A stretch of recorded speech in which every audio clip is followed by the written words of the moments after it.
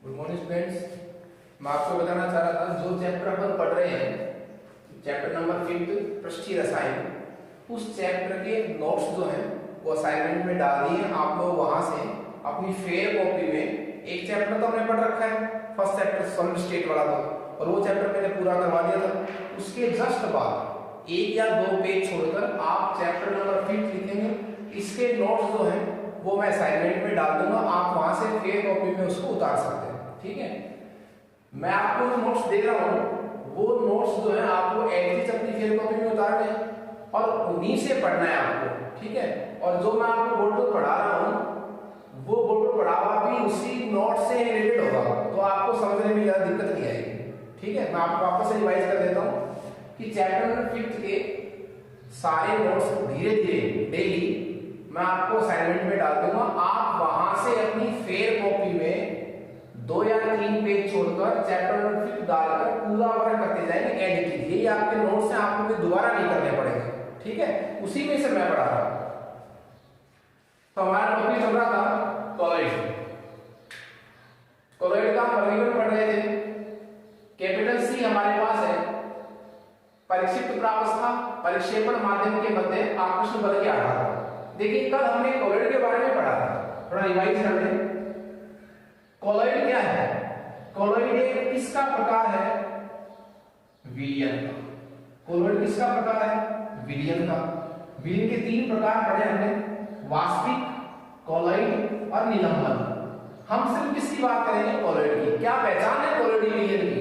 पहचान ये है कि जब किसी विलयन में पदार्थ के कणों का आकार 1 नैनोमीटर से 1000 नैनोमीटर के मध्य का हो तो हम उस विलयन को क्या बोलेंगे? कोलॉइडल विलयन।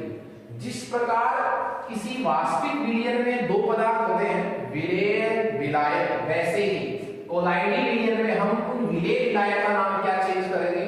परिक्षिप्त प्रावस्था, परिक्षेपण माध्यम।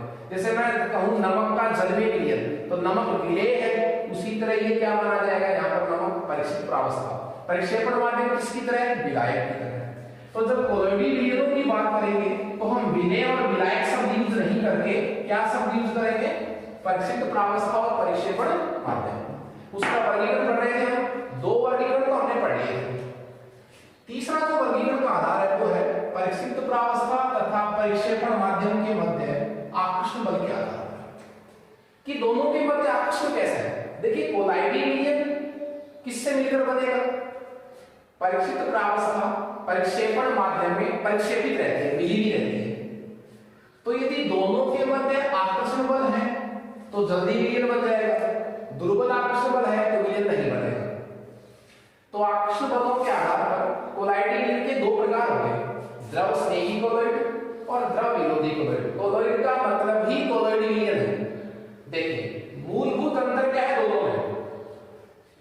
जो द्रव स्नेही कोलॉइड होते हैं उनमें परिक्षिप्त प्रावस्था तथा परिक्षेपण माध्यम के मध्य कैसे आकर्षण बल रहते हैं? प्रबल आकर्षण बल। दोनों में अट्रैक्शन रहता है। इसलिए जब भी द्रव स्नेही कोलॉइड बनाते हैं तो उनको बनाने के लिए हमें कोई अभिक्रिया नहीं करवानी पड़ती, सिर्फ प्रावस्था को और परिक्षेपण माध्यम को अपन सीधे ही मिलाकर बना सकते हैं, सीधे ही मिलाकर।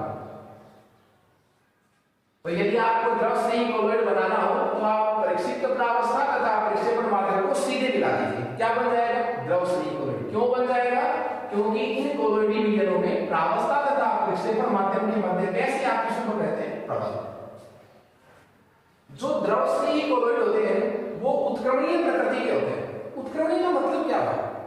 देखिए कोलॉइडल विलयन जो है ये परिक्षेपण माध्यम है, ये परिक्षिप्त प्रावस्था के कण है। यदि हम इसमें थोड़ा सा विद्युत अपघट्य पदार्थ मिलाते हैं तो ये कोलॉइडल कण। देखो कोलॉइडल कण का मतलब बताइए क्या होता है? कोलॉइडल कण का मतलब होता है किसके कण? प्रावस्था के कण। कोलॉइडल कण जो है वो कहां बैठ जाते हैं? पात्र के पहले में। इस क्रिया को कहते हैं कोलॉइडल विलयन का स्कंदन, स्कंदन, अवक्षेपण, उर्णन भी कह सकते हैं, कोगुलेशन। इसका नाम क्या हो जाएगा? कोगुलेशन। तो उत्क्रमणीय प्रकृति का मतलब ये हो गया कि यदि द्रव स्नेही कोलॉइडल विलयन का यदि एक बार क्या हो जाए? स्कंदन हो भी जाए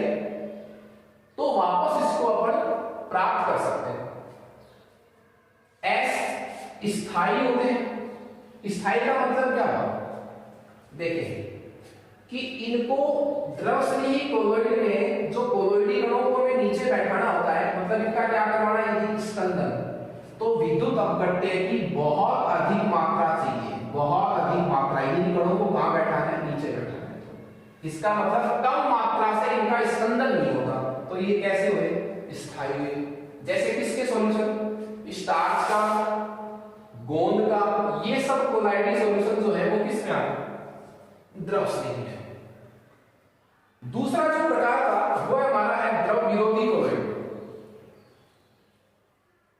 द्रव विरोधी कोलोइड, देखो नाम से क्या है, विरोधी कोलोइड। ऐसे कोलाइडी विलयन जिनमें परिक्षिप्त प्रावस्था तथा परिक्षेपण माध्यम के मध्य कैसे आकर्षण बल है, दुर्बल, उनमें बनती नहीं है। इन दोनों में कोई अट्रैक्शन नहीं होता द्रव विरोधी कोलोइडों में, इसलिए इनको अपन सीधे मिलाकर नहीं बना सकते। जैसे मान लीजिए आपने कोई प्रावस्था ली, कोई माध्यम लिया, दोनों को मिला लिया, ऐसे मिलाने से यदि कोई कोलाइडी विलयन बढ़ जाता है तब तो वो कैसा है, द्रव स्नेही। और क्यों है, क्योंकि उसमें आकर्षण बल कैसे प्रबल। जो द्रव विरोधी कोलोइड होते हैं उनमें प्रावस्था और माध्यम के मध्य आकर्षण बल दुर्बल होते हैं, इसलिए ऐसे दो पदार्थों को मिलाने से यदि कोलोइड बनता है तो उन्हें किसके द्वारा बनाएंगे, अभिक्रियाओं के द्वारा। किसके द्वारा, रासायनिक अभिक्रियाओं के द्वारा। तो चूंकि प्रबल आकर्षण बल था तो सीधे मिलाकर बना सकते हैं ऐसे विलयनों। ऐसे विलयनों में आकर्षण बल कैसे है, दुर्बल, तो इनको बनाने के लिए हमें अभिक्रिया करवानी पड़ती है। द्रव विरोधी कोलोइडी विलयन जो है वो कैसे होते हैं, अस्थायी। अस्थायी का मतलब क्या हुआ, विद्युत अपघट्य की थोड़ी सी मात्रा मिलाने से ही कण कहां बैठ जाते हैं, पात्र के पैंधे में। ये तो माध्यम, ये परिक्षिप्त प्रावस्था के कण थोड़ा सा विद्युत अपघट्य आपस में मिलाएंगे, ये कण कहां बैठ जाएंगे, पात्र के पैंधे में। मतलब इनका बहुत जल्दी क्या हो जाएगा, स्कंदन हो जाएगा। तो ये कैसी प्रकृति होगी, अनुत्क्रमणीय। और एक बार यदि स्कंदन हो गया ना, उसके बाद वापस से कोलाइडी कण आपको प्राप्त नहीं हो सकता, जबकि ये कैसा था, देखो उत्क्रमणीय। यदि कण एक बार बैठ भी गए नीचे तो वापस कैसा विलयन बना देंगे, कोलोइडी विलयन। फिर है द्रव विरोधी कोलोइड कैसे होते हैं, अस्थायी। अस्थायी का मतलब सूक्ष्म मात्रा से ही ये कण कहां बैठ जाते हैं, नीचे। जैसे किसी धातु का शोध है, किसी अधातु का कोलाइडी विलयन, इसमें आते हैं द्रव विरोधी। तो बहुत अच्छा प्रश्न है, बोर्ड में बहुत बार पूछा गया है, वेरी इंपॉर्टेंट, बहुत बार पूछा है बोर्ड एग्जाम में। द्रव स्नेही कोलोइड विलयन और द्रव विरोधी कोलोइड विलयन में अंतर बताइए। मेनली अंतर क्या है इसमें, द्रव स्नेही कोलाइडों में प्रावस्था में परिक्षेपण माध्यम के मध्य प्रबल आकर्षण होता है, इसलिए ये सीधे ही मिलाकर बनाया जा सकता है। स्थायी होते हैं, जल्दी से इनका क्या नहीं होता, स्कंदन नहीं होता, ये कण नीचे नहीं बैठते। उत्क्रमणीय का मतलब क्या हुआ, एक बार यदि स्कंदन हो भी गया कोलाइडी कणों का तो वापस से विलयन बढ़ जाएगा। द्रव विरोधी कोलोइडों में क्या होता है, इनमें चूंकि आकर्षण बल दुर्बल है तो इन्हें बनाने के लिए हमें क्या करवानी पड़ती है, रासायनिक अभिक्रिया। अनुत्क्रमणीय का मतलब क्या हुआ, यदि द्रव विरोधी कोलोइडी विलयन के कण यदि एक बार पात्र के पैंधे में बैठ गए तो इनसे वापस कोलाइडी विलयन नहीं बन सकता। अस्थायी, सूक्ष्म मात्रा डालते हैं विद्युत अपघट्य पदार्थ की तो ये कण कहां बैठ जाते हैं, पात्र के पैंधे में। इनको बैठाने के लिए हमें विद्युत अपघट्य की मात्रा कैसी चाहिए, अधिक। तो ये हमारा कैपिटल सी वर्गीकरण था दोनों प्रावस्थाओं के मध्य आकर्षण बल के आधार। इसके नेक्स्ट आगे का जो वर्गीकरण है वो हमारा है परिक्षिप्त प्रावस्था के कणों के आकार के आधार पर। सिर्फ कौन सी प्रावस्था, परिक्षिप्त प्रावस्था। देखिए मैं आपको ये कह चुका हूं कि कोलाइडी विलयन में दो अवस्थाएं होती है, परिक्षिप्त प्रावस्था और परिक्षेपण माध्यम। ठीक है, परिक्षिप्त प्रावस्था के कणों को ही कोलाइडी कण कहा जाता है, माध्यम को सिर्फ विलायक का कार्य करता है। हाँ जी, देखिए तो तीसरा और जो हमारा वर्गीकरण है वो है परिक्षिप्त प्रावस्था के कणों के आकार के आधार पर। पहला जो प्रकार है वो है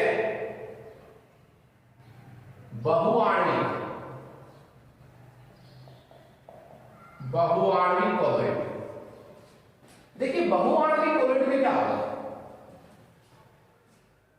वे कोलाइडी मीडियम जिनमें कणों का आकार 1 नैनोमीटर से क्या होता है, कम, लेकिन वो अणु आपस में संगुणित होकर किस रेंज में आ जाते हैं, 1 नैनोमीटर से 1000 नैनोमीटर। आप सुनिए, तीनों ही कोलाइडी मीडियम है, तीनों में ही कणों का आकार क्या रहेगा, 1 नैनोमीटर से 1000 नैनोमीटर। मैं वापस से रिवाइज कर रहा हूं, तीनों ही कोलाइडी मीडियम है, तीनों में ही कणों का आकार, कौन से कणों का, परिक्षिप्त प्रावस्था के कणों का आकार 1 नैनोमीटर से 1000 नैनोमीटर के मध्य रहेगा। परंतु पहले क्या होता है, जो बहुआण्विक कोलॉइड होते हैं उनमें कणों का आकार होता कितना है, वैसे 1 नैनोमीटर से भी कम, लेकिन वो कण आपस में संगुणित होकर किस रेंज में आ जाते हैं, 1 से 1000 के मध्य। तो ऐसे कोलॉइड को क्या बोलेंगे, बहुआण्विक कोलॉइड। जैसे एग्जांपल लिख सकते हैं सल्फर का कोलाइडी सॉल्यूशन, सल्फर का कोलाइडी सॉल्यूशन। सेकंड एग्जांपल हमारे पास है वृहद आणविक कोलॉइड। वे कोलॉइडी मीडियम जिसमें कणों का आकार पहले से किसमें रहता है, 1 नैनोमीटर से 1000 नैनोमीटर के बीच में, और संगुणित होकर भी आकार किसमें रहता है, 1 नैनोमीटर से 1000 नैनोमीटर। जैसे एग्जांपल प्रोटीन का है, स्टार्च का कोलाइडी सॉल्यूशन है, संश्लेषित बहुलक है, वो सब किस में आते हैं, वृहद आणविक कोलॉइड। तीसरा ऑप्शन हमारे पास है संगुणित कोलॉइड।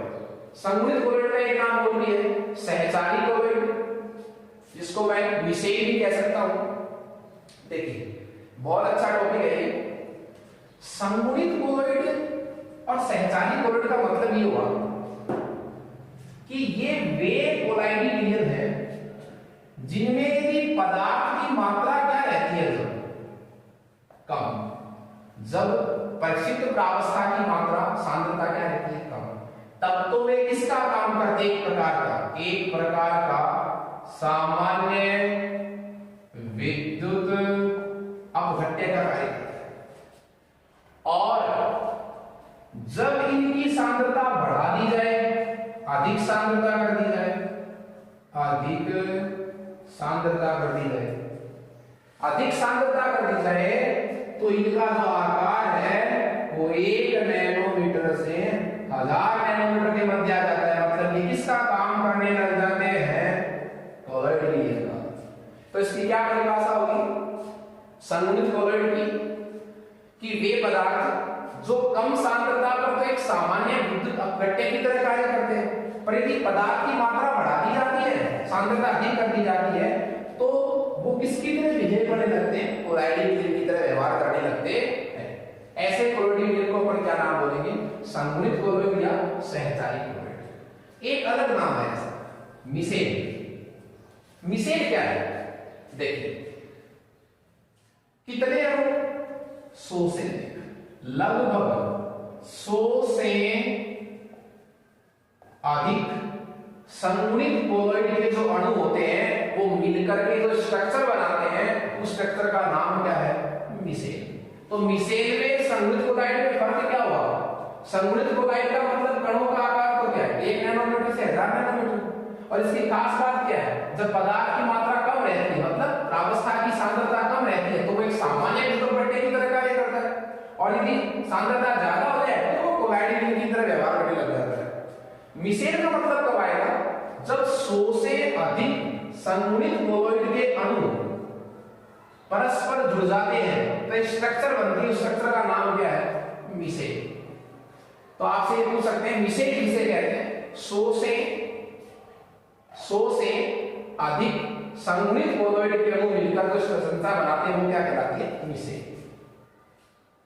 जैसे हम साबुन को जल में घोलते हैं तो मिसेल स्ट्रक्चर बनती है, और मिसेल संरचना बनने के कारण ही साबुन जो है वो कपड़ों को धोता है, मतलब अपनी शोधन क्रिया संपन्न करता है।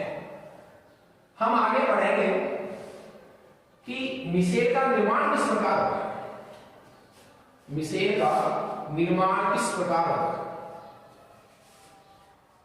वैसे जो कोलॉइड का वर्गीकरण है वो हमारा कंप्लीट हो गया है, लेकिन मिसेल जो है इसको अपन डिटेल से पढ़ेंगे। हाँ जी, मैंने आपको बताया था कि जब भी कोई मिसेल बनेगा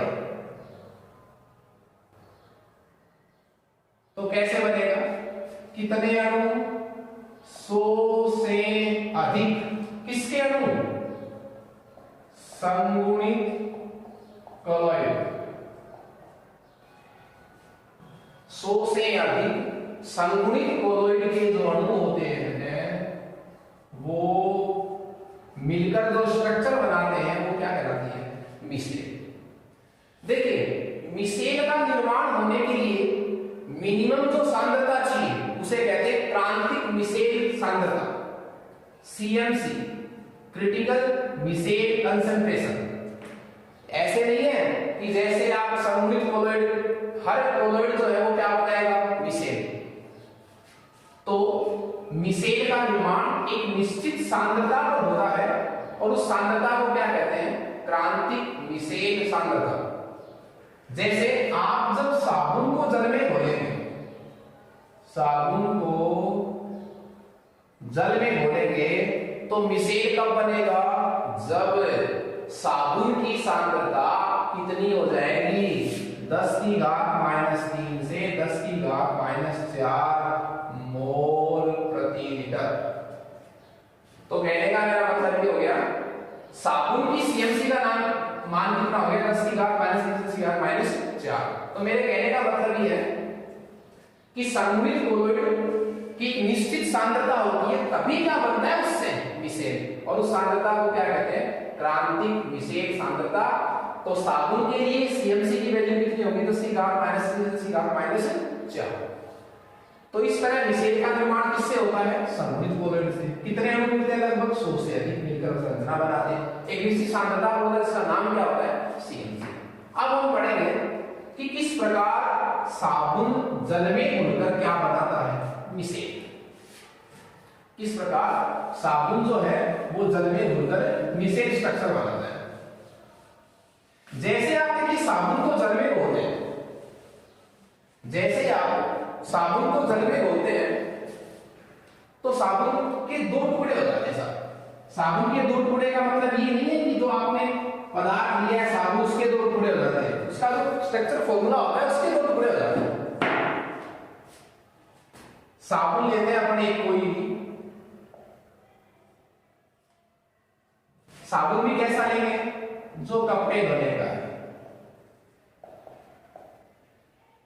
और कपड़े धोने में कैसा लवण काम में आता है हम लोगों का, सोडियम लवण। जो पोटेशियम लवण होता है वो नहाने के काम में आता है। तो किसी भी साबुन का सूत्र लिख लीजिए आप, C17 H35 C88। ये स्टीयरिक अम्ल था, स्टीयरिक अम्ल। अम्ल का एक हाइड्रोजन चला गया, सोडियम आ गया तो नाम हो गया सोडियम स्टीयरेट, सोडियम स्टीयरेट। और ये है साबुन कपड़े धोने का। तो इस बार जब भी आप शॉप पर जाएं तो ये मत कहना साबुन से मुझे कपड़े धोने का, क्या बोले, मुझे एक टिकिया जो है किसकी दे दो, सोडियम स्टीयरेट की टिकिया दे दो। तो देखिए साबुन को जैसे आप जल में घोलेंगे, आपने जैसे किसमें बोला, जल में, तो इस सूत्र के 2 टुकड़े हो जाएंगे, C17 H35 COO- plus Na। जो रिनाइनिंग भाग है ये बनाता है मिसेल। ये जो है वो किसके निर्माण करेगा, मिसेल का। इसके भी 2 भाग है, देखिए C17 H35 सिर्फ हाइड्रोकार्बन है, इसमें कार्बन है और क्या है, हाइड्रोजन। तो ये तो कहलाएगा हाइड्रोकार्बन भाग। हाइड्रोकार्बन चूंकि जल में घुलते नहीं है तो एक नाम और भी हो सकता है इनका, जल विरोधी भाग, हाइड्रोफोबिक। और एक बात और भी है, आयनिक भी नहीं है, अनायनिक भी कह सकते हैं। ये जो पोर्शन है ये है आयनिक, ध्रुवीय भी कह सकता हूं, और इसको मैं जल स्नेही भाग भी कह सकता हूं। तो मिसेल की संरचना के 2 भाग होते हैं साहब, एक तो हाइड्रोकार्बन भाग जो जल विरोधी होता है, एक आयनिक भाग जो जल स्नेही होता है। तो ये बढ़ गया मिसेल का निर्माण। अब इसको अपन चित्र के माध्यम से भी समझा सकते हैं। चित्र में कैसे लगेगा, C17H35 ये कार्बन हो सकते हैं। यहां से 1 2 3 4 5 6 7 8 इस तरह क्या हो सकते हैं कार्बन, और ये इसका अंतिम सीधा जो है वो इसका ये वाला, इसी तरह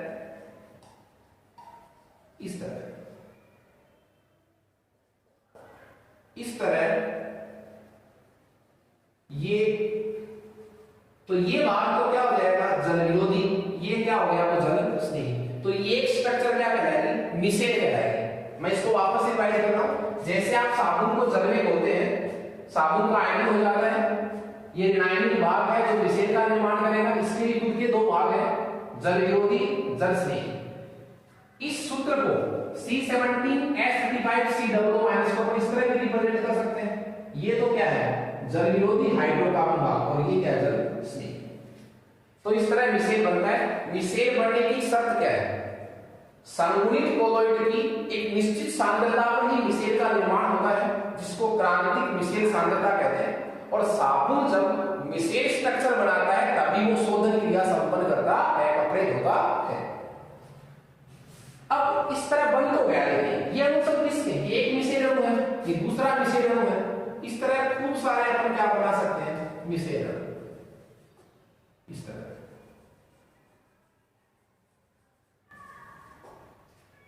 तो ये तो था कि मिसेल बनता किस प्रकार है। अब हम जो नेक्स्ट पढ़ेंगे कि साबुन जब जल में घुल जाता है, मिसेल स्ट्रक्चर बना लेता है, तो वो किस प्रकार कपड़े धोता है, ये हम पढ़ेंगे। तो इसमें देखिए हमारे पास एक ऑप्शन है कि इस टॉपिक को मैं दो प्रकार से बोल सकता हूं।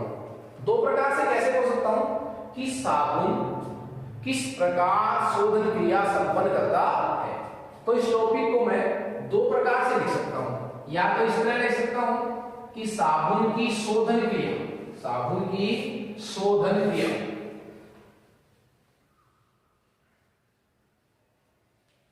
मैं इसको इस तरह लिख सकता हूं साबुन की शोधन क्रिया। तो हमारा नेक्स्ट टॉपिक क्या हो जाएगा,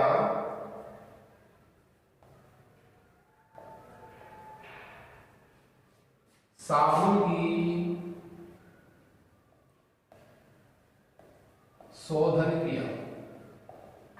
मतलब क्या हुआ, साबुन किस प्रकार कपड़े धोता है। ये तो हमने पढ़ लिया है कि जैसे ही हम साबुन को जल में घोलेंगे, साबुन का आयनन होता है ऋणायन में और धनायन में। ये जो ऋणायनिक संरचना है ये किसका निर्माण करती है, मिसेल का। मिसेल के भी दो भाग हो गए हैं, हाइड्रोकार्बन भाग, जल विरोधी, ये जल स्नेही है। ठीक है, तो इसके दो भाग हो गए। इस सूत्र को, इस मिसेल को हमने इस प्रकार रिप्रेजेंट किया है। ये जो हमने इसमें आरडीसी देखा है नीचे, ये तो क्या है C17H35, ये COO-। तो ये तो जल विरोधी, ये जल स्नेही। अब हम ये पढ़ रहे हैं कि साबुन जब जल में घुलकर क्या बनाता है, मिसेल बनाता है, तो वो मिसेल बनाकर किस प्रकार कपड़ों से मैल को दूर करता है। तो टॉपिक का मतलब क्या हो गया, साबुन की शोधन क्रिया। इसी को मैं एक नाम और भी दे सकता हूं, साबुन जल में घुलकर क्या बनाता है, मिसेल। क्योंकि कपड़ों से मैल निकालने का कार्य किसकी वजह से हो रहा है, मिसेल के बनने की वजह से। तो मैं इसको ये भी कह सकता हूं, मिसेल की क्रियाविधि, मिसेल की क्रियाविधि। मिसेल किस प्रकार कार्य करता है, देखिए मान लीजिए ये टॉवेल है, जिसको मैं तौलिया भी कह सकता हूं। ये टॉवेल है और इस पर वसा या तेल की बूंद लगी हुई है सब।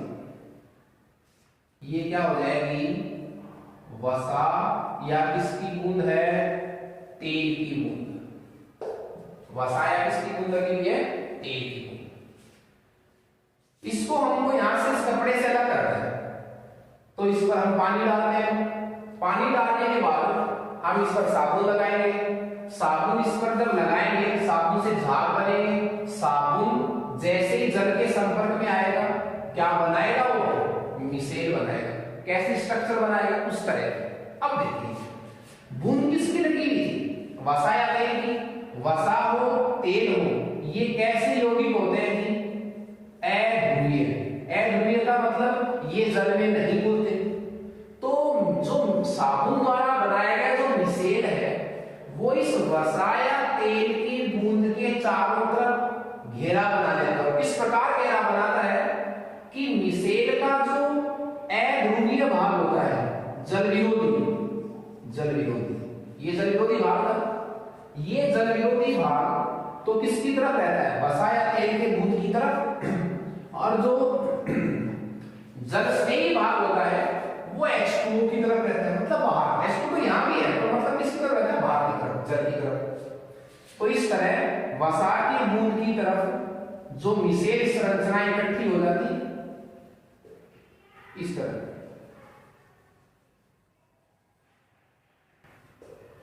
इस तरह वसा के बूंद की तरफ मिसेल ने क्या बना लिया, घेरा।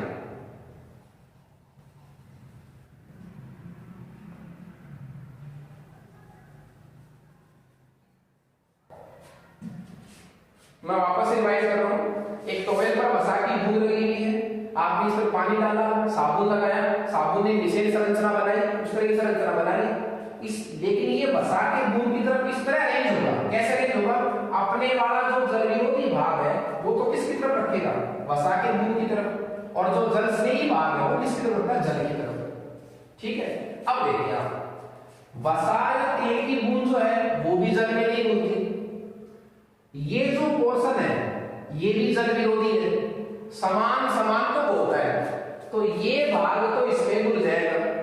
ये लीजिए साहब, इससे अटैच हो गए, और बाहर जल है, ये जल स्नेही है, ये वाला भी जल स्नेही, ये आपस में घुल गए। तो देखिए ये इससे अटैच हो गया, ये इससे अटैच है, और ये किससे घुल जाएगा, जल में। तो सारा मामला अटैच हो गया। फिर जैसे अपन प्रहार करेंगे या फिर ब्रश रगड़ेंगे तो इस तरह जो है ये वसा की तेल की बूंद इस श्रृंखला के साथ इस तौर से क्या हो जाएगी, बाहर। इस तरह साबुन जो है वो शोधन क्रिया संपन्न करता है। मैं वापस से रिवाइज कर रहा हूं इस टॉपिक को। देखिए हम पढ़ रहे थे वर्गीकरण में, तो वर्गीकरण तो वही खत्म हो गया था। परिक्षिप्त प्रावस्था के कणों के आकार के आधार पर 3 प्रकार हमने पढ़े, बहुआण्विक, बृहदाण्विक और संगुणित या सहचारी कोलॉइड। वो तो परिभाषाओं तक सीमित था। उसके बाद जो टॉपिक आया था कि संगुणित कोलॉइड का एक अन्य प्रकार होता है मिसेल। तो मिसेल की कंडीशन अलग है। यदि संगुणित कोलॉइड की सांद्रता अधिक कर दी जाती है, 100 से अधिक ज्यादा अणु हो जाते हैं, तो वही संगुणित कोलॉइड किसमें चेंज हो जाता है, मिसेल में, CMC पर। और मिसेल जो है वो शोधन क्रिया संपन्न करता है। तो मिसेल का निर्माण एक निश्चित सांद्रता पर ही होता है, जिसको CMC कहते हैं। हमने एग्जांपल लिया कि जैसे साबुन को जल में घोलते हैं तो मिसेल बनता है, उसको मैं तरीका पढ़ा। साबुन को जैसे हमने जल में घोला, साबुन का आयनन हुआ, जो ऋणायनिक भाग था उसके फिर से 2 टुकड़े हैं, जल विरोधी, जल स्नेही, ये पूरा मिसेल कहलाता है। इस तरह मिसेल बन गया। फिर मिसेल किस प्रकार कार्य करता है ये हमने पढ़ा है, तो इसको 2 तरीके से पढ़ सकते हैं, मिसेल की क्रियाविधि और साबुन की शोधन क्रिया। तो मैंने एक टॉवेल लिया, इस पर वसा की बूंद रखी हुई है, जैसे हम इस पर पानी डालेंगे, साबुन लगाएंगे, वसा खुद जल विरोधी है, ये भाग भी जल विरोधी है मिसेल का, ये दोनों आपस में घुल जाएंगे, ये जल स्नेही भाग जल में घुल जाएगा। तो सारा मामला क्या हो गया, अटैचमेंट हो गया। जैसे इस पर ब्रश से अपन इसकी सफाई करेंगे तो पानी के साथ साथ ही पूरा पोर्शन यहां से क्या हो जाएगा, खत्म। इस तरह साबुन जो है वो अपनी शोधन क्रिया संपन्न करता है। तो यहां कोलॉइड का वर्गीकरण जो है वो कंप्लीट होता है। इसके जस्ट बाद हमारा जो नया टॉपिक है वो होगा कोलॉइड का निर्माण। अब इस पूरे चैप्टर में सिर्फ और सिर्फ अपन कोलॉइडल यूनिट की बात करेंगे। तो हमारा जो नया टॉपिक होगा वो होगा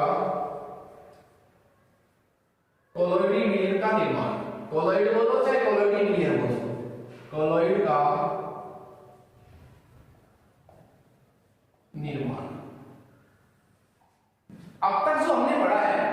वो कोलॉइड की परिभाषा पढ़ी थी, कोलॉइड का वर्गीकरण पढ़ा था, और जो तीसरा टॉपिक है वो हमारा क्या है, कोलॉइड का निर्माण, कि हम किस प्रकार कोलॉइडल लीड बना सकते हैं। देखिए कोलॉइड बनाने का मतलब क्या हुआ कि हमें पदार्थ के कणों का जो आकार है वो 1 नैनोमीटर से 1000 नैनोमीटर के मध्य का होना है। समझिए आप लोग, कोलॉइड कोई एक पदार्थ नहीं है, पदार्थ की अवस्था है कि जब किसी पदार्थ के कणों का आकार यदि 1 नैनोमीटर से 1000 नैनोमीटर के मध्य का हो जाए तो हम उस पदार्थ का नया नाम क्या निकाल देंगे कि ये तो कोलॉइडी अवस्था का पदार्थ है, कोलॉइडी कण है। ठीक है, तो कोलॉइड के निर्माण का मतलब क्या हुआ, मैं आपसे कहूं ये सोना है, सोना चांदी, एक तो मैंने ऐसे लिखा है इसको सोना और चांदी, एक मैं इसको ऐसे लिख रहा हूं कोलॉइडी सोना, कोलॉइडी सोना और कोलॉइडी चांदी, कोलॉइडी चांदी। तो फर्क क्या है दोनों में? दोनों में फर्क ये है, ये तो सिर्फ सोना है, ये सिर्फ चांदी है, पर यदि किसी धातु के आगे क्या शब्द लग गया, कोलॉइडी, इसका मतलब क्या है, ये जो सोना ये जो चांदी है इसके कणों का आकार इस समय कैसा है, कोलॉइडी, मतलब इसकी रेंज क्या है 1 नैनोमीटर से 1000 नैनोमीटर। आपने कई बार सुना होगा सोना चांदी चंद्रप्राश, इसमें है सोना और चांदी, तो कहने का मतलब क्या होता है, उसमें ये थोड़ी है सोने चांदी की छड़ डाली हुई है, उसका मतलब ये है कि इस चंद्रप्राश में सोना भी है और चांदी भी है, पर सोना और चांदी के जो कणों का आकार है वो कितना है 1 नैनोमीटर से 1000 नैनोमीटर, जो हमें सूक्ष्म आंखों से दिखाई नहीं देता। तो हम नेक्स्ट क्रम में कोलॉइडी लीडों का निर्माण पढ़ेंगे। थैंक्स स्टूडेंट्स, और मैं आपको ये बात कहना चाह रहा था कि असाइनमेंट में चैप्टर के नोट्स में डाल रहा हूं, आप लोग अपनी फेयर कॉपी में एक चैप्टर मैंने पढ़ा दिया आपको एडवांस में, उसके जस्ट बाद 2 या 3 पेज छोड़कर चैप्टर में फिर डालेंगे और कंटिन्यूस इसके नोट्स बनाएंगे एज इट इज, आपको वापस बाद में देखना है। ठीक है, ओके स्टूडेंट्स।